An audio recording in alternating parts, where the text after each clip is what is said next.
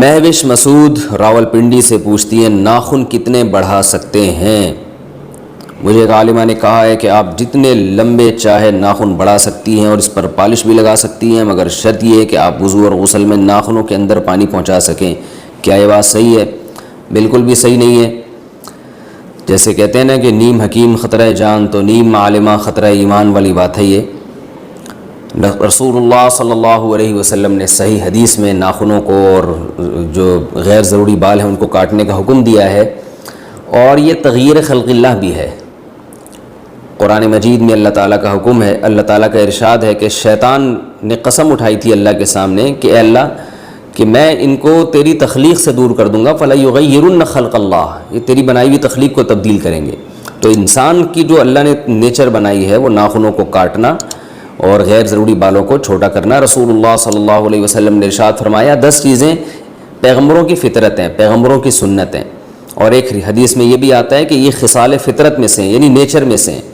تو یہ انسان کی نیچر اللہ نے بنائی ہے۔ ان 10 چیزوں میں آپ صلی اللہ علیہ وسلم نے داڑھی بڑھانے کو، مونچھیں گھٹانے کو، اور بغلوں کے بال نوچنے کو، اور زیر ناف بال صاف کرنے کو، اور اسی طرح آپ صلی اللہ علیہ وسلم نے ناخنوں کے کاٹنے کو بھی فطرت قرار دیا۔ تو یہ انسان کی نیچر ہے کہ وہ ناخن نہیں بڑھاتا، اور ورنہ یہ درندگی ہے۔ تو آپ پر فرض ہے، لازم ہے کہ آپ ناخنوں کو چھوٹا رکھیں۔ یہ جو آج کل خواتین میں ناخن بڑھانے کا فیشن چل پڑا، یہ بالکل حرام ہے، ناجائز ہے۔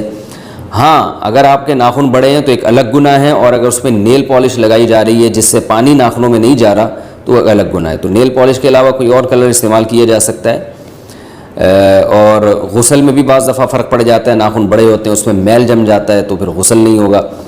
تو لیکن اگر کوئی ان تمام چیزوں کا خیال کرے، کوئی خاتون ناخن بڑے ہوئے ہوں پھر بھی وہ صفائی کا اہتمام کریں کہ تاکہ غسل بھی ہو سکے اور ان کے اندر میل بھی نہ جمع ہونے دیں، اور ایسی پالش بھی استعمال نہ کریں جو پانی سے رکاوٹ بنتی ہے، اس کے باوجود بھی ناخن بڑھانا ناجائز ہے، حرام ہے۔ تو ناخن چھوٹے ہی رکھنے پڑیں گے، اور یہ بھی خواتین کو سمجھ لینا چاہیے کہ اس میں کوئی حسن و جمال نہیں ہے۔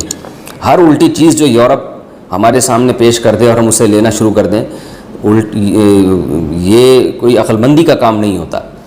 اللہ تعالیٰ نے ناخنوں کے کاٹنے میں ہی خوبصورتی رکھی ہے، اور میں حیران ہوتا ہوں بڑے بڑے ناخنیں کھا کیسے رہے ہیں آپ، کیسے یعنی لیپ ٹاپ پہ بٹنوں کا استعمال کیسے ہوتا ہے۔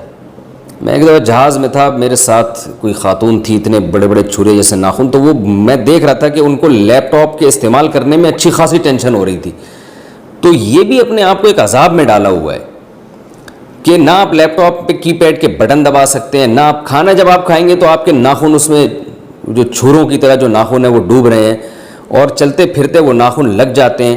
تو یہ کیوں اپنے آپ کو اتنی مصیبت میں ڈالا ہوا ہے؟ ایسا کیا فیشن ہے؟ یہ تو ناجائز ہے، حرام ہے۔ اور کچھ گناہ ایسے ہوتے ہیں جو چپکے ہوئے ہوتے ہیں انسان کے ساتھ۔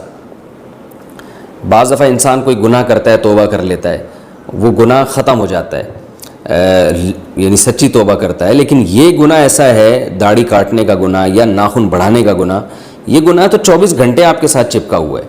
تو اس سے اجتناب بہرحال ضروری ہے۔